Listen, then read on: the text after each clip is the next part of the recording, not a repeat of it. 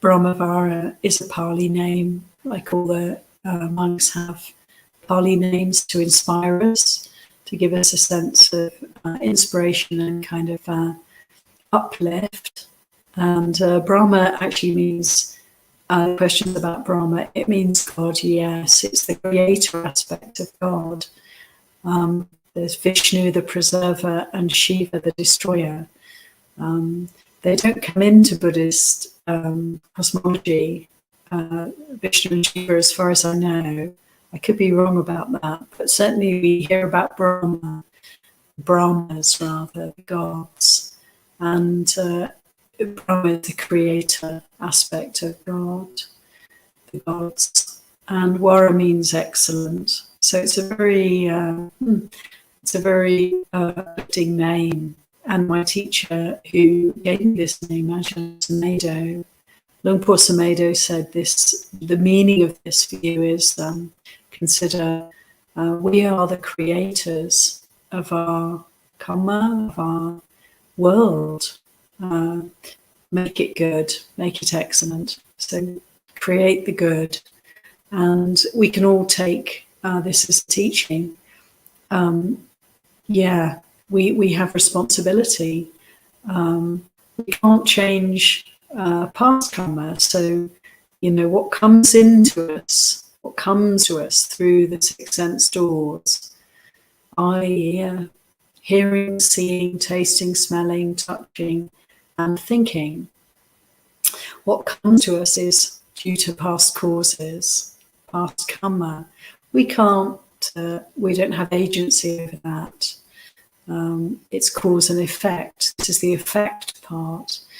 We certainly have a great deal of agency in the present time, present experience. We can choose whether we respond skillfully or unskillfully to our experience in this moment. We can choose whether to suffer or not. It may be suffering comes our way in terms of physical pain, losses, being thwarted in one way or another, not getting what we want. But we have a choice. Either we rail against that, struggle with that reality, or whether we accept the way things are and make peace with that. When we are able to accept the way things are and make peace with our experience right now, then we're kind of ending. We're allowing unwholesome karma to cease, to come to an end. We're not creating new unwholesome karma through reactivity. This is incredible. So we have this agency. We're like gods in this respect. We can create our world in terms of how we relate to the way things are, our attitude to our experience. And we can really turn things around. When there's difficulties, we can choose not to react negatively. And I'm not saying that we may have negative thoughts, and impulses, but we don't have to act on them.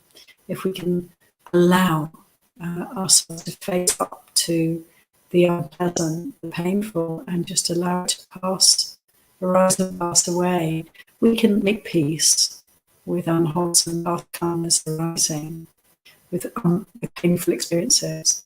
And if experience is really pleasant in the moment, we can also be very careful, very mindful, not to grab onto it, not to allow desire to come up in the mind, because that also is unwholesome for the future. If we do that, we can allow that wholesome karma, pleasant result to have its life, to arise and to pass away, without clinging to it, without craving for it.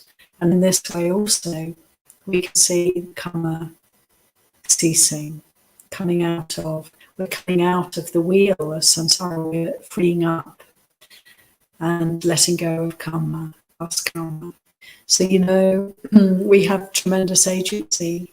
We really are creators of our own present and also future karma or non-karma. We have agency over this. And it's an incredible gift, and it's an incredible responsibility in a way. We have the option of liberation in every moment, of not holding on and not creating more karma. And in this way, we're all gods. I mean, this is my reflection, and we can make it good. We can choose to develop wisdom, develop equanimity, and not to give way to reactivity, and not to immerse ourselves in the wheel of samsara, not to be tied down by our responses to pleasant and unpleasant experience, but just seeing experience as it is. This is pleasant, unpleasant. Before we start desiring or hating experience, we can notice the tendency to do that and let it go. Let it go. And just be present to what is. So this is how I understand this name that I have, and it's therefore, in that way, it's a source of inspiration and encouragement on the path.